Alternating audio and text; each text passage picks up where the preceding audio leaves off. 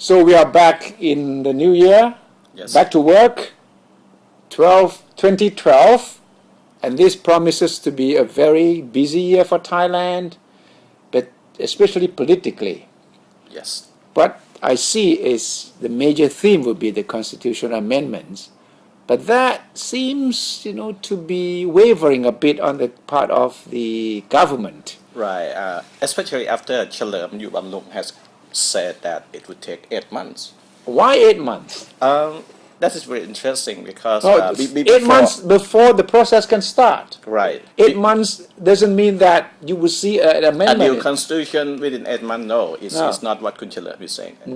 Chalerm said that he can get the ball rolling after 8 months, which is quite unexpected because before the year end, everyone on the government side was saying that everything would be in place after 2 months. Urgent. This is part Urgent. of the election campaign promise, and this is what the public wants. The reasons have been given by the government side, by the Right. ruling Pheu Thai party about why the constitutional changes must come as soon as this government assumes office. Right. I think we are seeing some ambivalence or reluctance on the government side as of now.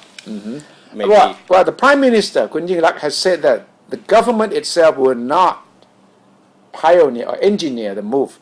The Parliament will do it, meaning that the government's ruling party, the Pheu Thai party, will be pushing for it, but the government would not directly have any role. Right. This is what the past governments always said. When it comes to charter amendment, the past governments always said that it matters that the parliament will be taken care of, not the government, which was okay in the past.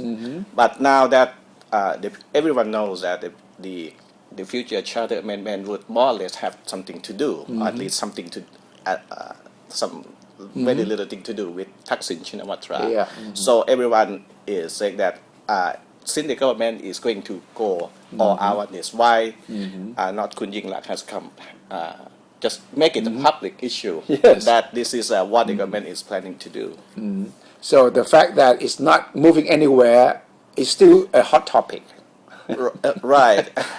Maybe the issue delaying this is the intention to form a drafting committee because we have to elect new representatives, more than 70 people all over the country, and there is no guarantee that the government will have its own people to dominate this committee. So once the committee is set up, there is no return. So the government has to be very, very careful about setting up a drafting committee. Well, the drafting committee, as it is seen now, will comprise one representative from each province. And then about 30 or more from the academia. But yes, but don't forget, preparations for the election itself would take months.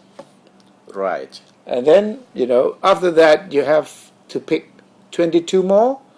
Who's going to pick them? The 77 representatives will pick them, or is it going to be another sort of national convention selecting people from various, walks of life? It's different from the year 1997 because at the time there's no special agenda. At that time, people just wanted a new constitution to get rid of corruption and to create transparency in politics.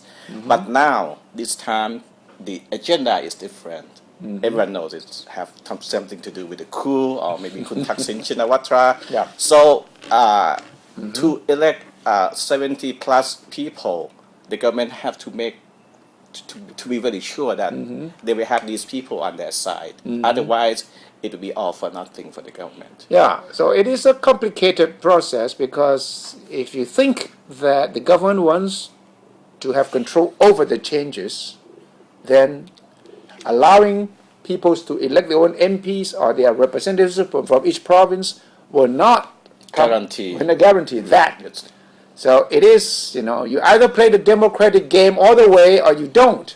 And Right. here it seems that they are not too sure how to make it appear to be democratic at the same time being able to control the change at every stage. That, I think, is the complication that we will see throughout this year. And then you have the red shirt as the loose cannon also. Kun Thida, the de facto leader, the red shirt, has said today that if the government is not doing anything, she will gather signatures Yes. from 50,000 people and then change Article 291 by herself.